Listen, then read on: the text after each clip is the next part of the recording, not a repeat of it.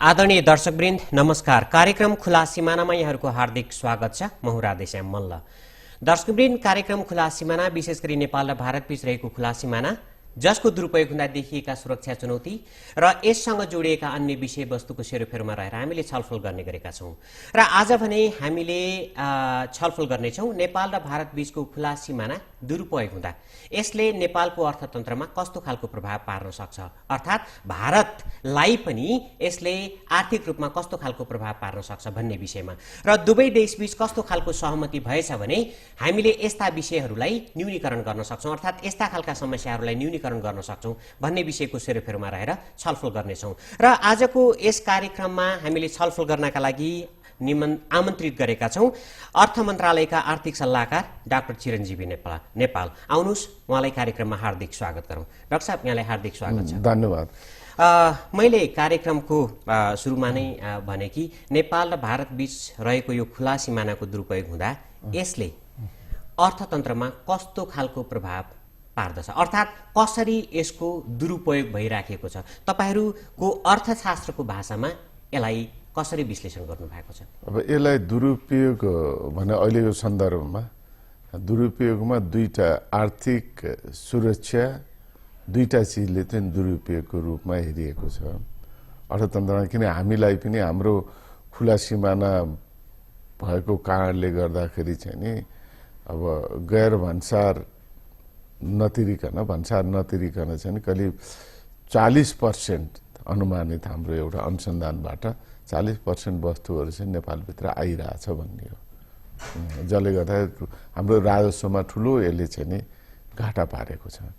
जसले गर्दाखेरि खुला सिमानाको कारणले गर्दा त्यस्तो स्मग्लिङहरू यसरी भइरहेछ र जुन रूपबाट चाहिँ नि अर्थतन्त्रलाई चाहिँ नि र आन्तरिक जुन उद्योग छ नि, उद्योग व्यवसायलाई चाहिँ ठुलो प्रभाव पारेको छ भने अब अर्कोतर्फ भारतमा चाहिँ नि तेस्रो मुलुकबाट नेपाल भएर भारत जाने वस्तुहरू भयो। अब अहिले त सुनै गइरहेछ होइन, त्यो लगायत भारतलाई सुरक्षाको दृष्टिकोणले पनि यो चाहिँ नि खुला सिमाना एउटा थ्रेटको रूपमा चाहिँ नि देखिरहेछ अहिलेसम्म। जस्तै यहाँले भन्नुभयो नि 40% आयात हुने सामग्रीहरू चाहिँ त्यसरी चोरी गरेर अर्थात् भन्सार नतिरेर ल्याइने खालको जुन एउटा वातावरण अहिले छ भने यसले गर्दा टेन्टेटिभली कति जति राजस्व नेपाललाई घाटा हुने गरेको छ, अर्थात् 60% मात्रै अहिले नेपालीहरू अर्थात् नेपालको सरकार बाँच्नुपर्ने बाध्यता रहेको छ। टेन्टेटिभ कति अमाउन्ट हुन्छ होला? यो करिब अहिलेको स्थितिमा भनौँ न अनुमानित 2 खरब भन्दा माथिको हामीलाई चाहिँ नि घाटा छ अहिलेको स्थितिमा। त्यो किन्तु कन्ट्रोल गर्यो भने त्यसरी हामीले लिएर आउन सक्ने स्थिति छ। त्यो ल्याउन सक्ने अहिलेको अनुमानित हो, यो मेरो आफ्नो अन्दाजी मैले गरेको। किन भन्दा त्योभन्दा बढी पनि हुनसक्छ, मेरो अनुमानमा अझै बढी पनि होला, तर अहिलेको उसमा यति थोरै नै राखौँ। किन भन्दा हाम्रो परनिर्भरता चरम रूपमा बढेको छ। भारतसँग त हाम्रो को 2/3 व्यापार नै भारतसँग हुन्छ, निर्यात पनि 2/3 नै, आयात पनि 2/3। अहिलेको सन्दर्भमा हेर्ने हो भने चाहिँ नि तपाईँलाई भन्दाखेरि 69% चाहिँ नि भारतसँगै हाम्रो चाहिँ नि व्यापारको संरचनामा त्यो छ भने कुल व्यापारको संरचना हेर्दाखेरि तपाईँलाई अचम्म लाग्छ। 85% हामीले आयात गर्छौँ, 15% मात्रै निर्यात गर्छौँ। 85% आयातको उसमा पनि भारतसँग हाम्रो 2/3 भन्दा बढी चाहिँ निर्भरता छ। त्यसले गर्दाखेरि त्यो निर्भरताले गर्दाखेरि के भयो भनेर भन्दा अनि यो भनौँ तपाईँले भनेको जस्तो चाहिँ नि खुला सिमानाको यहाँ चरम रूपमा चाहिँ नि दुरुपयोग गर्ने बदमासी गर्ने मान्छे चाहिँ नि प्रोत्साहित भइरहेछन्। हामी आन्तरिक रूपमा सबल भए यति प्रोत्साहित हुँदैन थियो होला उनीहरू। आन्तरिक रूपमा चाहिँ हाम्रो अर्थतन्त्र कमजोर भएको हुनाले चाहिँ नि यस्ता स्मग्लिङ गर्ने, बदमासी गर्ने, कर छल्ने, भन्सार छल्ने व्यक्तिहरूलाई चाहिँ नि यसले चाहिँ नि खुला सिमानाले प्रोत्साहित गरेर चाहिँ उनीहरूलाई सहिलो बनाइदिएको। डाक्टर साहब, यस्तो मान्छे भनौँ न, यस्तो जुन तपाईँकै शब्द सापट मागेर भन्नुपर्दा यस्तो खालको बदमासी लाई अगाडि बढाउन जुन खालको एउटा गिरोह छ त्यो गिरोह चाहिँ सामान्य आफ्नो पेट पाल्नका लागि मात्र गर्ने अथवा पेटको लागि मात्रै दुःख गर्ने खालको मान्छेहरूको तहका मान्छेहरू छन् या नितान्त रूपमा भनौँ न रातारात हामी सम्पन्न बन्नुपर्छ करोडपति बन्नुपर्छ भन्ने खालको मनस्थितिबाट गाइडेड भएका मान्छेहरू छन् अर्थात् कस्तो खालको जमात यस्तो जमात भन्दा पनि यसलाई यसरी हेरौँ किन भन्दा यो पहिलेदेखि चलिआएछ जहिले खुला बोर्डर भनौँ न खुला सिमानाको यो पहिलेदेखि चलिआएको हुनाले सिमाना एरियामा पनि त्यो एउटा जमातै छ ठुलो जमात जसले अलिकति सिमाना स्ट्रिक गर्दाखेरि 2-4 चोटि तपाईँ हामीले चाहिँ नि राज्यले चाहिँ त्यसको गर्न पाइन्न भन्ने चाहिँ नि कति राजनीतिक दलले बोकेर पनि हिँडे हामीलाई खुला छोडिदिनु पर्यो भनेर किन यस्तो चिजहरूमा रोकिदिनु भएन किन दैनिकी हाम्रो चाहिँ नि भारतबाट ल्याएर चल्ने भए हुनाले रोकिदिनु पर्यो भन्ने अब त्यसलाई त्यो रूपमा एउटा तल्लो लेभलको वर्ग छ ऊ जहाँ पनि त्यही हो चाहे तपाईँ अमेरिका र क्यानाडाको सिमानाको कुरा गरौँ अमेरिका र मेक्सिकोको सिमानाको कुरा गरौँ यिनीहरू पनि एकदमै भनौँ न क्लोज गरे पनि त्यहाँ त्यो चलि नै रहन्छ बन्द गरे पनि तर यहाँ के छ भनेर भन्दा त्यसैबाट त्यही खुला सिमानाको दुरुपयोग गरेर अहिले सुनको आइरहेछ नि त छैन तपाईँको हरेक दिन जसो कि तिब्बत हुँदै नेपाल हुँदै भारत सुन जान्छ भारतमा सुनको भन्सार मजाले बढाइदिया हुनाले सस्तो हुने भयो यहाँबाट लैजा त्यसले गर्दा त्यो सुनको त सामान्य तल्लो व्यक्तिले त गर्दैन गराउन लगाइएको छ एउटा भनौँ न एउटा समूह नै छ त्यो समूह चाहिँ नि जमात चाहिँ मेरो विचारमा ठुलै छ र त्यसले नेपालको अर्थतन्त्र सबल भएको देख्न चाहँदैन त्यस्ता गलत तत्त्वहरू चाहिँ नि मलाई जहाँसम्म लाग्छ भारत नेपाल दुईतिरै उनीहरूको राम्रै एक किसिमले सम्बन्ध भएर उनीहरूले यो खुला सिमानाको दुरुपयोग गरेर धन आर्जन गर्नतिर लागेछन् कसको आरक्षणमा ती मान्छेहरू त्यति सहज ढङ्गबाट यस्ता खालका गैर कानुनी कामहरू गर्न उद्यत छन् होइन कस्तो सन्नु भन्दा पनि अब संयन्त्र कमजोर भएपछि त गाह्रो हुन्छ होइन राज्यको संयन्त्र भनौँ हामी त खुला बोर्डर छ यति ठुलो लामो त्यसले गर्दाखेरि हाम्रो संयन्त्र हामी स्ट्रिक गर्नु भन्दाखेरि पनि अब भारत पनि त्यतिकै चनाखो छ सधैँ चाहिँ नि भारत सरकारको चाहिँ नि सुरक्षा सम्बन्धी नक्कली नोटका कुराहरू हात हतियारका कुराहरू आतंकवादी गतिविधिका कुराहरू सधैँ नै उठि पनि रह हुन्छन् केही समय अगाडि म परराष्ट्रमा आउँदाखेरि हामी डेलिगेसन भारतमा जाँदाखेरि उहाँहरूको पहिलो कन्सर्नै त्यही थियो भारत सरकारको कि नक्कली नोटको आतंकवादी गतिविधि सुरक्षा हात हतियार सम्बन्धी नेपालबाट नेपाल भएर भारत जाने र नेपालमा नक्कली नोट भएर भारत जाने यी तमाम कुराहरूले गर्दा उनीहरू पनि विक भए जस्तो देखिन्छ यसमा के हुन्छ भनेर भन्दाखेरि हाम्रो बोर्डरमा अझै राम्रोसँग खुला सिमाना बन्द गर्ने भने होइन तर यसलाई अझै व्यवस्थित गर्न सकिन्छ व्यवस्थित भएका संसारका धेरै उदाहरणहरू छन् राम्रोसँग सेङ्गेन भनौँ न अब के अरे युरोपियन युनियनको के हो त्यो सारा त्यत्रो भनौँ एउटा भनौँ न सारा त्यो रूपमा हेर्दाखेरि चाहिँ नि युरोपियन युनियन कति सिस्टमेटिक वेबाट ओपन बोर्डर छ पछि बस 27वटा देशभित्र तपाईँ जहाँ पनि आवजात गर्न सक्नुहुन्छ होइन त्यसले गर्दाखेरि एउटा त्यो नर्म्सहरू कति स्ट्रिक्टली रहेको छ यसको लागि चाहिँ नि कमिटमेन्ट दुई देशभित्रकै रूपमा कमिटमेन्ट पनि हुनु पर्यो र अर्को चिज अब हाम्रो अहिलेको परिस्थितिमा हामी अलि विक छौँ आर्थिक रूपमा त्यसले गर्दाखेरि यताबाट बढी दबाव पर्न सक्छ तल्लो जसले गर्दाखेरि चाहिँ नि त्यो स्थितिलाई अझै प्रोत्साहित हुने स्थिति देखिन्छ त्यसले गर्दाखेरि दुईटै देशको सहयोगबाट यसलाई अलि स्तरीय खालको चाहिँ बोर्डर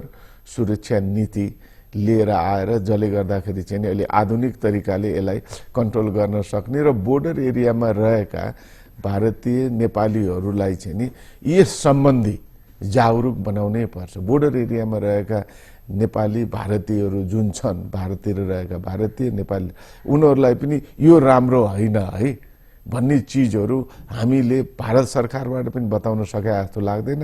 हामीले त नेपालबाट त बताउनै सकिरहेको छैन। डाक्टर साहब, अहिले तपाईँ आफै पनि अर्थ मन्त्रालयको आर्थिक सल्लाहकारको रूपमा काम गरिराख्नु भएको छ। हुन त यतिखेरको सरकार चाहिँ विशुद्ध रूपमा चुनावलाई सम्पन्न गराउने एउटा म्यान्डेट बोकेर अगाडि आएको थियो।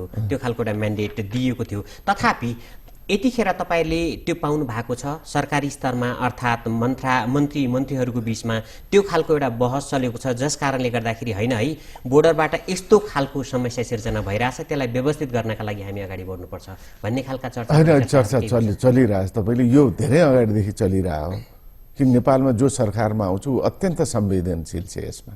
तपाईँलाई प्रश्न भन्दै किन भनेर भन्दा म आफू पनि इन्भल्भ, योभन्दा अगाडि परराष्ट्रमा हुँदा पनि म इन्भल्भ भएको हुनाले हामी अत्यन्त संवेदनशील छौँ। किन बोर्डर, किन दुई देश बीचकै सुरक्षाको कुरा पनि भयो, दुई देश भित्रकै आर्थिक कुराहरू पनि भयो। मैले भन्न हामी अलिकति भारतसँग बढी आर्थिक रूपमा चाहिँ नि हामी भनौँ न आश्रित छौँ अहिलेको स्थितिमा। त्यसले गर्दा हाम्रो अर्थतन्त्रलाई पनि यसले प्रभाव पारिरहेछ, उँभो लाग्न दिइरहेको छैन। यसलाई त हामीले रोक्नको लागि त जो कोही सरकारमा आउँदा पनि र अहिले पनि र एकदमै कडा प्रश्नकै रूपमा आउँछ। किन हरेकचोटि एक किसिमले भन्दा अनअथोराइज ट्रेडको रूपमा जुन 40% भने नि तपाईँलाई, त्यसरी जुन व्यापार भइरहेछ भारत र नेपाल बीच 40%को अहिले हामीले भनिरह्यौँ, त्यो ट्रेडलाई चाहिँ नि हामीले रोक्न सक्यो भने पनि त देशभित्र उद्योग धन्दाहरू चाहिँ उँभो लाग्छन्। त्यस्तै भारततिर पनि उद्योग धन्दाहरू उँभो लाग्ने स्थिति हुन्छ। जसले गर्दा यो चिजमा चाहिँ नि सधैँ नै सचेत हुनुपर्ने स्थिति भइरहेको छ। जस्तै डाक्टर साहबले अहिले संवेदनशीलताको कुरा गर्नुभयो, सरकारको चाहे नेतृत्व लेभलमा होस्, अर्थात् सरकारसँग प्रत्यक्ष अथवा परोक्ष रूपमा सम्बन्ध राख्ने जोसुकै जिम्मेवार व्यक्ति किन नहुन्, अनि उहाँहरूको एउटा भनाइ संवेदनशीलता चाहिँ छ भन्ने खालको। तर आम बुझाइमा संवेदन भएर मात्रै भएन, तर त्यो संवेदनशीलतालाई कार्यान्वयन पक्षमा पनि त्यो एक्टिभली लान सकेपछि मात्रै यसको प्रभावकारिता देखिन्थ्यो भन्ने आम बुझाइ छ। त्यसमा तपाईँ के भन्नुहुन्छ? अझै पनि किन भन्दा यो विशुद्ध राजनीतिक, आर्थिक, सामाजिक, सांस्कृतिक सम्बन्ध भएको दुई देश बीचको खुला सिमाना सम्बन्धी हामी कुरा गरिरहेछौँ, जसको हरेक पक्ष चाहिँ नि करिब करिब मिल्दोजुल्दो छ भनौँ न भारत र नेपालको। त्यसले गर्दाखेरि यो यति संवेदनशील छ, यी चिजलाई व्यवस्थित बनाउन राज्य स्तरबाट चाहिँ नि हरेकचोटि भनौँ कि यसलाई जुन रूपमा संवेदनशीलता हेरिन्छ त्यसको के रहेछ भनेर भन्दाखेरि कार्यान्वयन पक्ष चाहिँ नि हाम्रो अलिकति विक चाहिँ नि भएकै हो। यसमा हामीले भन्नै पर्छ, किन बोर्डरको सुदृढीकरण गर्ने, बोर्डर एरियालाई चाहिँ नि हामीले खुला सिमाना भन्ने बित्तिकै कुन हदसम्म, जबकि त्यो एउटा मापदण्ड त लगाउन सकिन्छ नि, मापदण्ड लगाएर आवत जावत गर्ने तरिकालाई चाहिँ नि अझै व्यवस्थित गर्ने, दिनमा कतिजना गए एउटा रेकर्ड राख्ने तरिका, जसले गर्दाखेरि त्यो देशबाट आउने जानेले गर्दा यत्रो ठुलो पपुलेसन भएको अलिकति मात्रै आउँदाखेरि पनि नेपालमा त ठुलो प्रभाव पर्यो नि त, हामीले देखेकै छौँ। त्यसले गर्दा हाम्रो डेमोग्राफिक सिस्टममा पपुलेसन स्ट्रक्चरमै प्रभाव परेको, जसले गर्दा त्यसको सिधै प्रभाव नेपालको आर्थिक क्षेत्रमा पर्छ।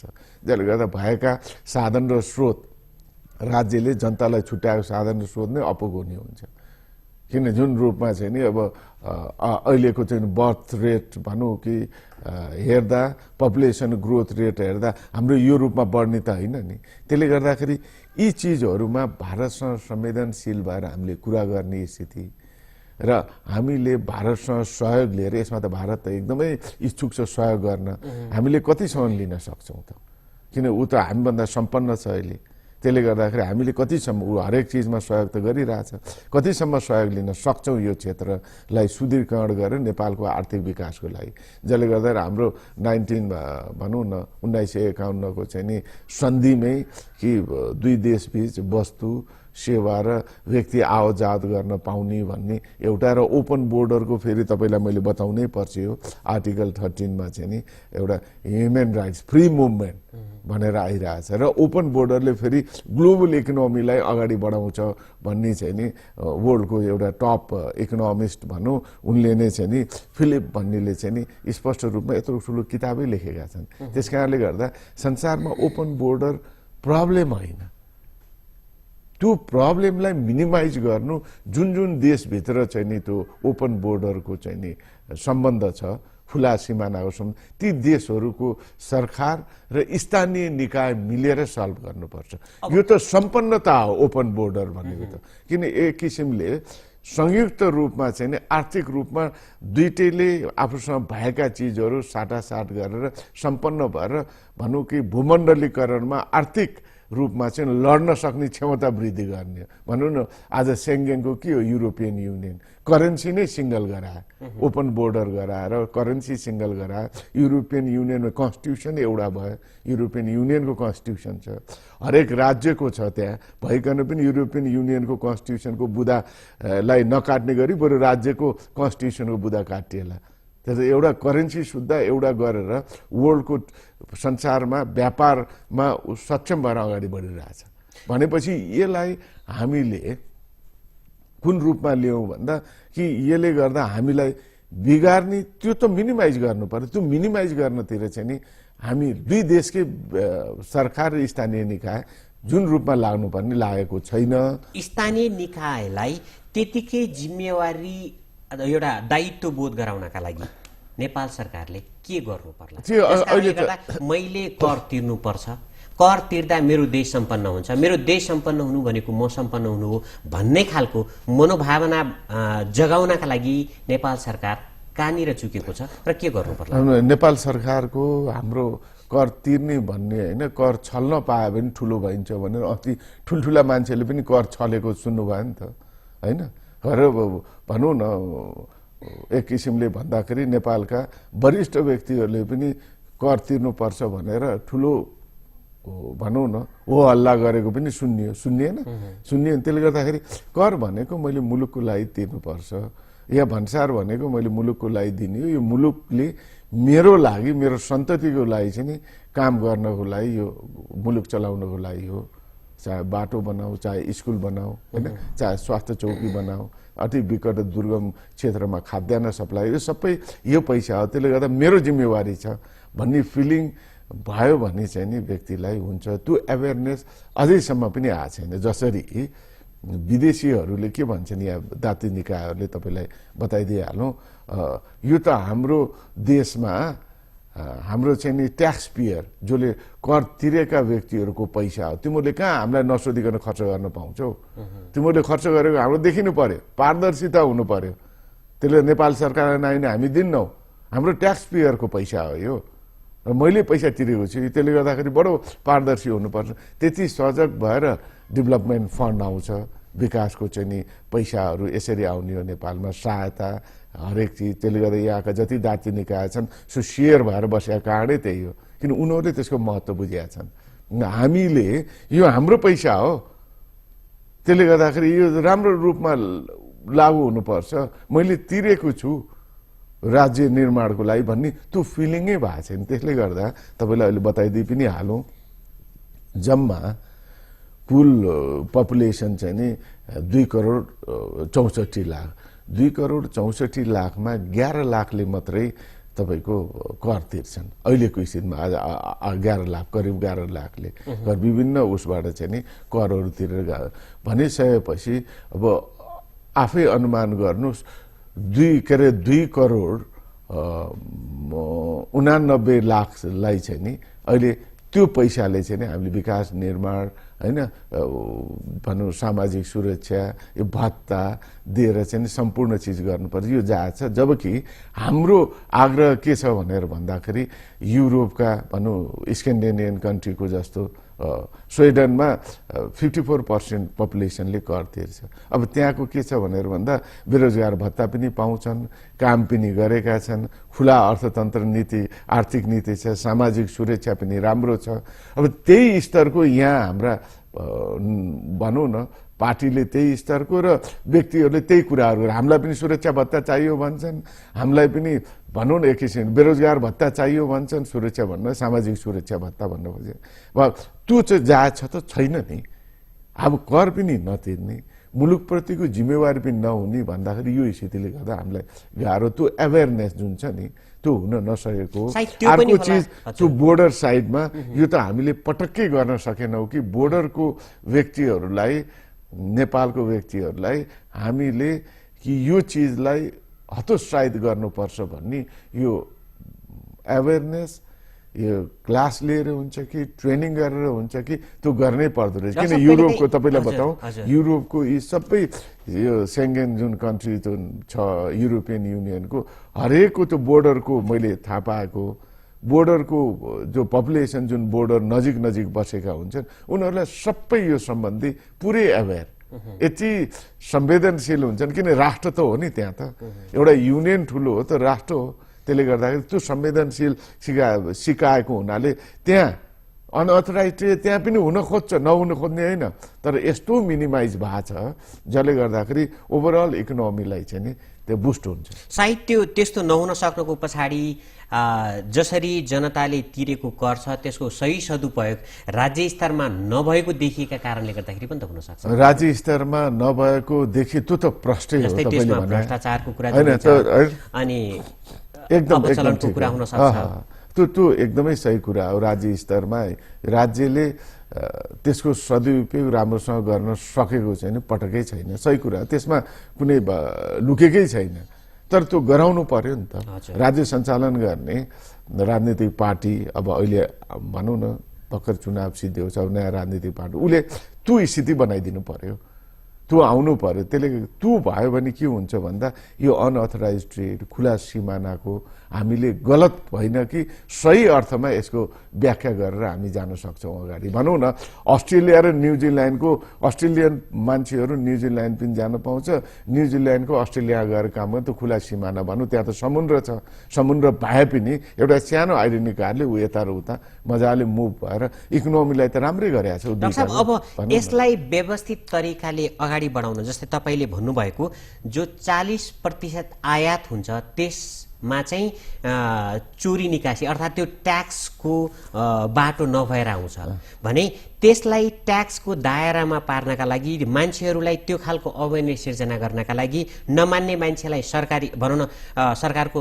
तर्फबाट एउटा खालको हस्तक्षेपकारी भूमिका निर्वाह गर्नका लागि बुदागत रूपमा भन्नुपर्दा के गर्नु पर्ला, जुन गर्नु एकदमै आवश्यक छ यतिखेर? बुदागत भन्दा पहिलो यो दुई देश बीच नै यस सम्बन्धी एउटा प्रतिबद्धता हुनुपर्छ। इन्डिया र नेपाल बीच राम्रोसँग माथिल्लो स्तरमा।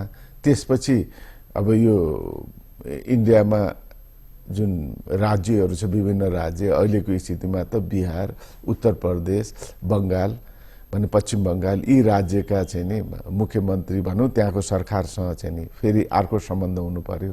त्यसबाहेक तल्लो लेभलमा स्थानीय निकायसँग भारतको पनि स्थानीय स्तरमा जिल्ला परिषदहरूसँग चाहिँ नि उनीहरूको यो सम्बन्ध एक किसिमले हुनु पर्यो। यो 3 तहमा अहिलेको स्थितिमा र अर्कोतिर नेपालको तर्फबाट बोर्डर साइडमा चाहिँ नि यो अनअथराइज ट्रेड सम्बन्धी यो खुला सिमानाको हामीले फाइदा लिन यसरी यो राम्रो यो अर्थमा भनेर र यो नराम्रो यो अर्थमा भनेर व्यापक प्रचार गरेर एउटा संवेदनशील सजग नागरिकको चाहिँ नि त्यहाँ भनौँ न एउटा जमातहरू हामीले बनाउनै पर्छ त्यो एरियामा, जसले गर्दाखेरि गलत तरिकाबाट हात हतियार भित्र नआओस् या नजाओस् बाहिर र नचाहिँदा मान्छेहरूले भने स्मग्लिङ लगायतका कामहरू गर्न नसकुन्, जसले गर्दा हामीलाई मात्रै असर होइन नि, खुला सिमाना त भारतलाई यस्तो त ठुलो असर परिरहेको छ नि, यत्रो आतङ्कवादी गतिविधिहरू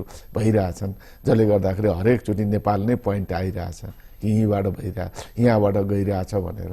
त्यसले गर्दाखेरि यी चिजहरूलाई चाहिँ नि हाम्रो छिमेकीलाई पनि हामीले हेरेर उनीहरूको सहयोगमा यसलाई कार्यान्वयन पछाडि यसको तपाईँले जुन भन्नुभयो नि यसलाई बनाउनुलाई एउटा नीतिगत आधार नै 5 वर्ष 10 वर्षसम्म यो सीमा क्षेत्रलाई हामीले अझै आधुनिक अझै राम्रो जसले गर्दाखेरि जो कोही व्यक्ति भारतीय नेपाली आवत जावत गर्दाखेरि उनीहरू सुरक्षित भएर एक देशबाट अर्को देशमा जान सकुन् र उनीहरूलाई अपहेलित हुन नपरोस् भन्ने वातावरण चाहिँ नि को लागि पनि हामीले एउटा योजना बनाएरै 5 वर्ष 10 वर्ष योजना बनाएर अगाडि जान सक्यो र बोर्डर साइडमा अवेयर गराएर जुन अहिले भने नि केन्द्रीय स्तरबाट राज्य स्तरबाट स्थानीय स्तरबाट पनि यसलाई दुई देश बीचको समझदारी भयो भने चाहिँ नि सुध्रिएर चाहिँ नि मुलुक उँभो लाग्छ। डाक्टर साहब, हामी कार्यक्रमको अन्तमा छौँ। डाक्टर साहबलाई केही हामीले सोध्नै पर्ने र डाक्टर साहबले भन्नै पर्ने भन्ने कुरा केही छुटेको जस्तो महसुस भएको छ भने? छैन, त्यस्तो छैन। एउटा चिज के छ भनेर भन्दा संसारमा अब यो कन्ट्रोल बोर्डर भनेर भनौँ न एक किसिमले यो भिसाबाट कन्ट्रोल गर्ने चलन हो।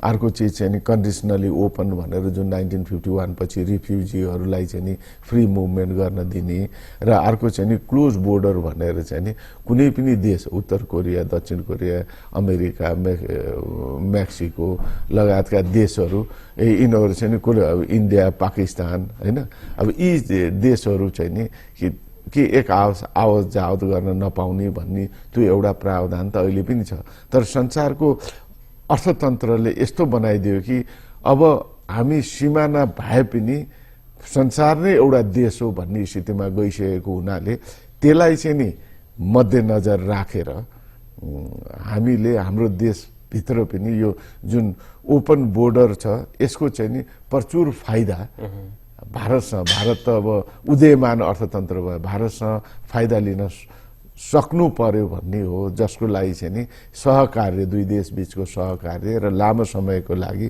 हुन सक्यो भने यो ओपन बोर्डरबाट चाहिँ धेरै फाइदा लिन सकिन्छ। हस्त डाक्टर साहब, आफ्नो अत्यन्त व्यस्त समयका बावजुद पनि हाम्रो कार्यक्रममा आएर आफ्ना विचारहरू राखिदिनु भयो, त्यसका लागि धेरै धेरै धन्यवाद। आज हामीले छलफल गर्यौँ नेपाल र भारत बीच रहेको खुला सिमानालाई आर्थिक रूपमा कसरी सदुपयोग गर्न सकिन्छ र जसरी यसको दुरुपयोग भएको छ त्यो दुरुपयोगलाई निमट्यान्न पार्नका लागि अर्थात् घटाउनका लागि नेपाल र भारत बीच कस्तो खालको सहमति हुनुपर्छ र नेपाल सरकारले कस्ता खालका कार्यक्रमहरू अगाडि बढाउनुपर्छ। हस्त हाम्रो कार्यक्रमको निर्धारित समय सकिएको छ। हाम्रो सम्पूर्ण युनिटलाई बिदा दिनुहोस्। नमस्कार।